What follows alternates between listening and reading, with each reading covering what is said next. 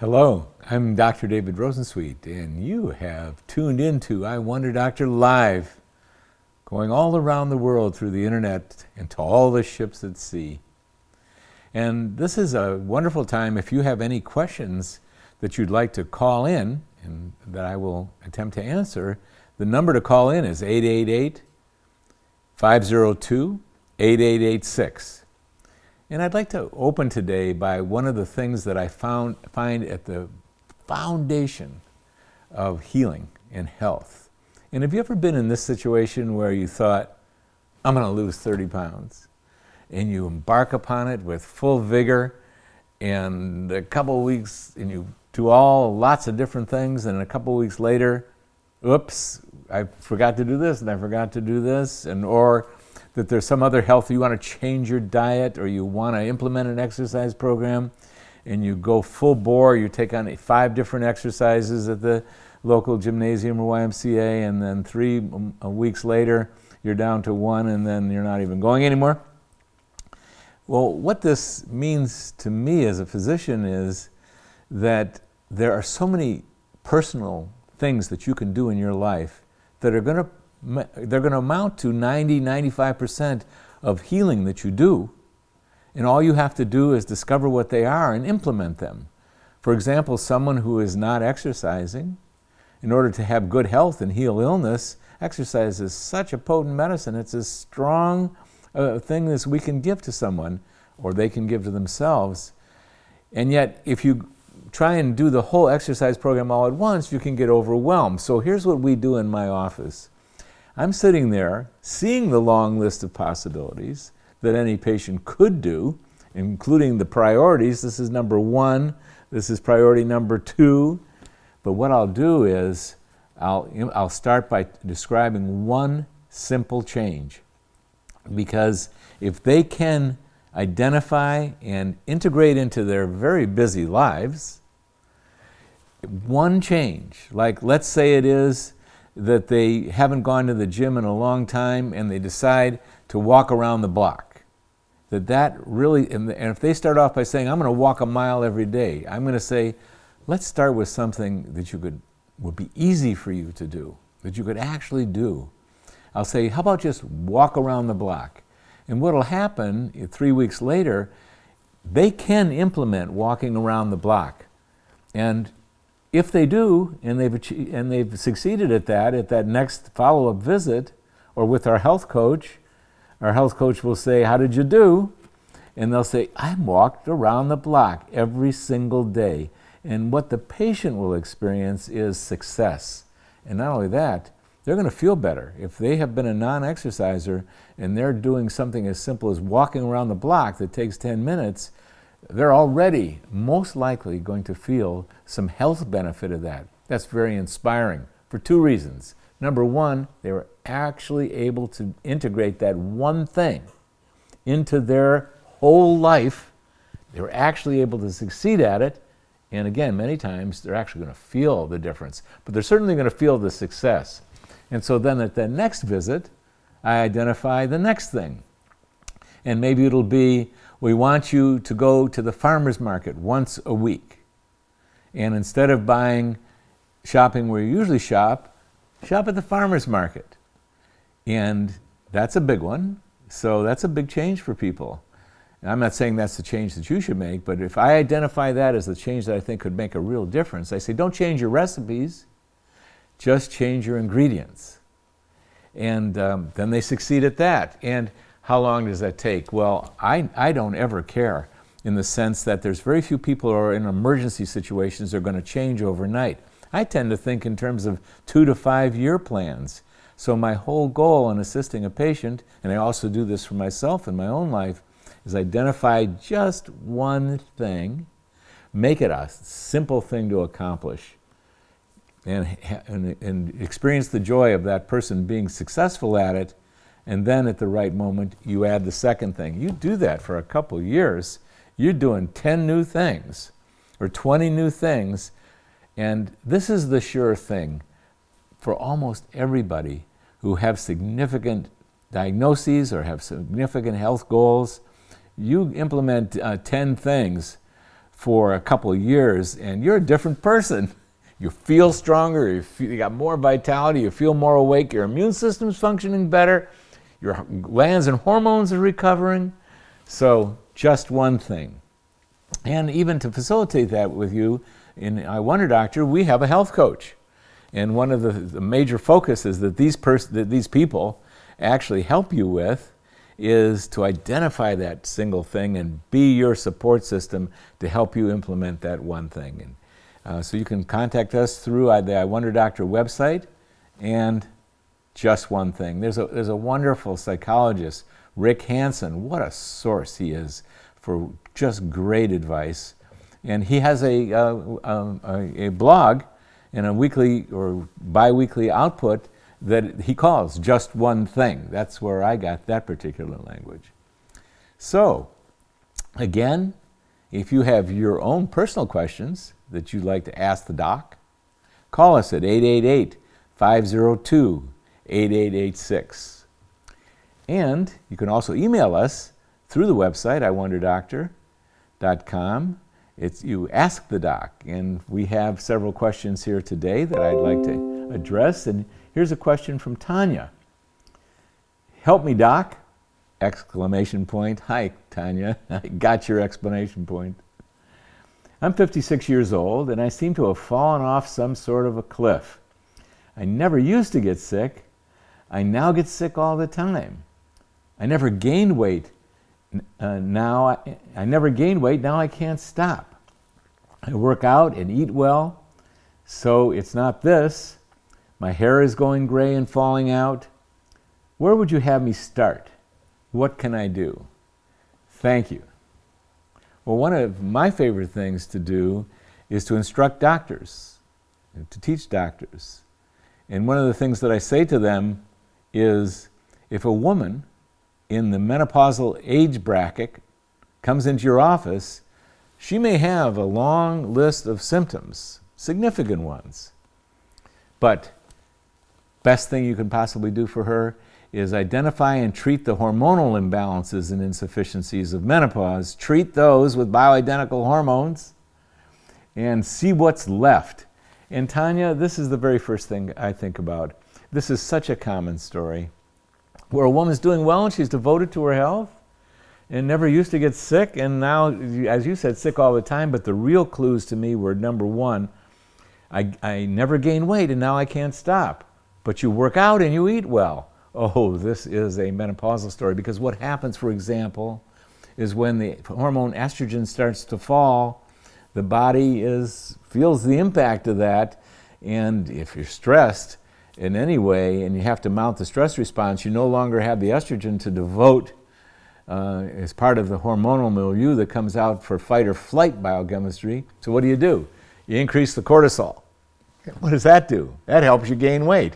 It's the perfect hormone to help you store carbohydrates and create fat for a rainy day. So I'm just giving you one example about how falling estrogen hormones and other hormones can really make a difference. And when your progesterone falls, your thyroid doesn't work as well, so you don't metabolize as well, and the hair going gray and falling out, this can be an estrogen deficiency. That's where I would start, is with seeing if there's any role that menopause is playing into this. And let me tell you, it's playing into something. There is just, I don't know that there's ever been a woman, once those hormones dramatically fall, and I would suspect you're not having periods at 56, they're falling anyway, even if you are. Those are wonderful, amazing, strong biochemicals, and when we lose them, we lose strength, we lose vitality, nothing works as well, the immune system doesn't work as well, we don't produce energy as well. Our women's hair, think of a 12-year-old or a 14-year-old, their hair can be out to here. Why? Because they've had this burst of tremendous outpouring of estrogen is part of why that happens. So that's where I would start, Tanya. And listen, look at our book, Happy Healthy Hormones, that you can purchase online.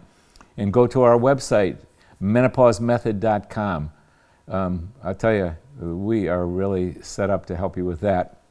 Or find someone who really knows what they're doing in the world of treating women in menopause with bioidentical hormones. That's where I'd start, Tanya. There's other possibilities, but I'd make a guess that this is the big one. And here's a question from Becky.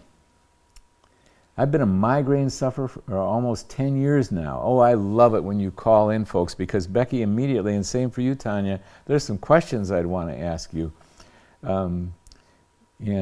But I'll still comment on this. I also don't sleep more than 4 hours a night, which my wife thinks might be causing the migraines. My doctor doesn't really have any answers for me, and the meds he prescribed don't work. I was told by different people that coffee can help, then by others that it makes migraines worse. Is there anything you can suggest to get these headaches under control? Good questions within there. I want to take them out one by one. If you like your doctor, and your doctor doesn't have any answers for you, that's a great thing. What an odd thing to say. One thing doctors are good at is they're good unearthing big problems. And if your doctor is scratching her or his head, this is good. It's a hard thing to celebrate, but I always love it when I send someone to a specialist and they say, I can't find a thing, or I can't find a thing. That's what you want. And then the other thing is, you've been a migraine sufferer for almost 10 years now. I don't sleep more than 4 hours a night. Well, the question I'd want to ask you is, how old are you?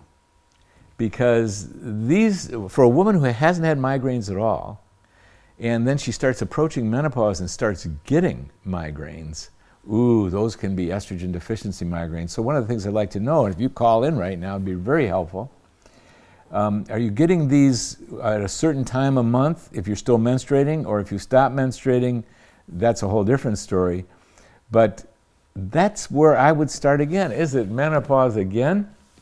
And your wife thinks not sleeping might be causing the migraines. Well, Becky, that could be correct. I mean, when you think about any symptom that someone has, like migraines, for example, how many different major causes are there? And migraines and headaches, my goodness, all you got to do is sleep 4 hours a night for a little while, and it gets hard to stay healthy. I'm not saying that's the total thing, but we'd want to address two things there. As your wife says, the sleeping issue and the headache issue. And you know, there is one explanation for it, and you know, what is this? We didn't design these questions that they came in, but a lot of women start having trouble sleeping when they didn't have trouble sleeping earlier in their life, and when they start getting around the menopause or in the menopause. And there's two reasons how you can have trouble sleeping in menopause. The progesterone drops out. This is the big calmer. And so many women benefit by restoring progesterone. They weren't sleeping, and then you give them progesterone, then they are sleeping, and it's so dramatic and so wonderful when it's that easy. And estrogen plays a role into sleep too. So if you're waking up in the middle of the night and your mind is racing, and you're staying up for a while, that kind of sleep disturbance is very often, especially in a woman in menopausal age, absolutely, is occurring because of low estrogen. So you want to, if this is at the cause, you want to address that menopause. Now, the cat has my tongue or my mind here for a moment here. The weight gain. I'm sorry. I'm very sorry. These could be explained by a third thing. This is what I was wanting to remember. There's young women who get a migraine once a month or even twice a month. And during a woman's cycle, there's 2 times a month when the estrogen levels cascade. They drop really low. One is mid-cycle at the time of ovulation, and the other one is just before menstruation. And if a young woman is getting migraines at that time, which is very common, or common enough, especially in the world of young women with headaches, we call those menstrual migraines, and it's from a hormonal cascade. So if your migraines they're 10 years now, and you're in perimenopause, I don't know how old you are, you could be having an estrogen cascade migraine that's occurring at the lowest times of estrogen per month. Now, there's many other causes of headaches, and I open this by saying I'm very relieved that your doctor doesn't have any good answers for you. There's other things that can play. Coffee, yes for some, coffee, no for others. What that points out to me is the phenomenal individuality of all of us. And we almost have to put together our own perfect recipe, because there are people out there that caffeine makes the major difference and they don't get migraine headaches. And even one of the old-fashioned migraine medicines, Cafragot, had a bunch of caffeine in it because it would stave off migraines in some people. Yet there's other people that they're allergic to caffeine, or they have a reaction to caffeine, and it's the worst thing for them. Like any illness or symptom, there are causes. 1, 2, 3, 4, 5. We think of there's one cause. No, and you want to get at all of them. Or you want to start with the priority list. Some people have reactivity to food, that there's food that they're eating is triggering a headache or a migraine. Well, this list is long and I won't be able to be all-inclusive, but I always like to start somewhere. And where I'd start with you, if you're in the perimenopause, in your, let's say, 45 or 50 or something like that, once again, I'd say look into those hormones and find yourself someone who's really savvy with treating women in menopause with bioidentical hormones, and read our book, Happy Healthy Hormones. So this might be menopause day, I don't know. And then our final question today comes in from John. And John says, I've developed adult acne in my 20s. Never had acne as a teen. Now I'm 31 and I can't get rid of it. I've tried just about every acne product on the market and nothing works. I know there are prescriptions available from dermatologists, but I'm really worried about the harshness of the ingredients. Is there anything more natural that I can try? Well, John, it's once again, can you identify the 1, 2, 3, 4 causes of why that acne is coming out? One of the most common things in men is there's a little bit too much of the androgens, testosterone. Well, this is and for your health, it's a good thing for a man to have a lot of testosterone, but not too much. And so why would you have too much testosterone? Well, it would be primarily because you're using testosterone in the stress response. So, because it works. I mean, you think of the stress response, the biology of it, the alarm response, there's a lot of internal stuff that goes on, and one of them is an outpouring of adrenaline, and you've heard of that, and also cortisol. Well, the other hormones that energize people and make them powerful enough to fight or flee, for example, testosterone is a premier hormone. So sometimes young men are stressed, and instead of getting an elegant and excellent and skilled response to the stress in their life, they're triggering the biology of the fight or flight response internally. Well, this is a learning. You can learn about how to respond to stress properly. And I'm making a guess here, and again, if you called in, I'd be able to learn more about you to zero in on something that might be more relevant for you, but that's where I'd start. The other big one is diet. Sometimes there are things that you're eating in your diet that are giving you problems from the wonderful, healthy bacteria that we live with us, that we're part of. We're a team moving forward. I have 3.5 pounds of friendly bacteria in my gut, and they can get unfriendly. You can get an unfriendly crew in there, and especially if you're not eating properly. You've probably explored this, because in the world of acne, it's pretty common to hear about how crucial not overeating sweets and carbohydrates is. But that acne is a clue to something, and the places where I'd look first is I would like to see a blood panel on you to see how much your carbohydrate regulating mechanism, your glucose regulating mechanism is challenged or not, and then what your diet looks like, because between stress and diet, you can get some acne. Or let me put it another way. The most common causes in a young person of having any kinds of symptoms always boil down to the need for tune-up in what they're eating, any supplements that they're taking, and the exercise they're doing, either too much or too little, whether they have any toxicity issues, and they can play a role. Even in something like acne, the skin is an excretor. It's an excretor of toxins and chemicals. And that can be troublesome in oily areas of the skin. And the fourth thing is, how we respond to the stress in our life. I am not saying the stress in our life, get rid of the stress in your life. Nope, not in human life. The stress serves a very important function. But one of the things we're here to learn is to be very skilled at it. So the stress comes in, and you know what to do with it.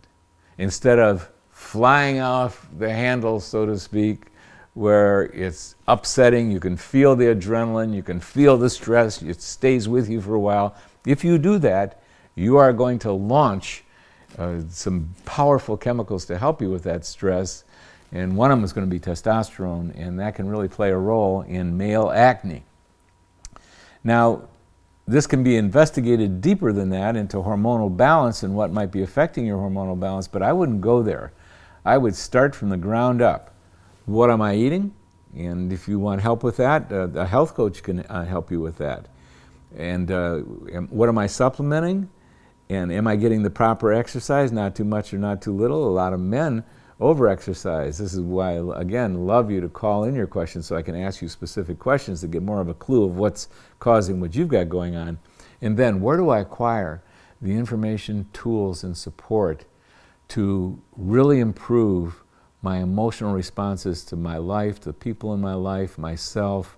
Oh, this is a body of knowledge.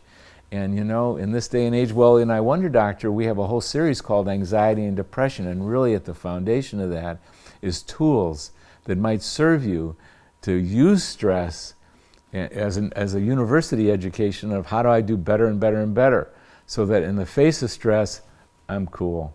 Really, I'm not repressing it, I'm not doing things to avoid it, or I'm not taking any kind of medications or street drugs to medicate myself. I'm not overeating to do that.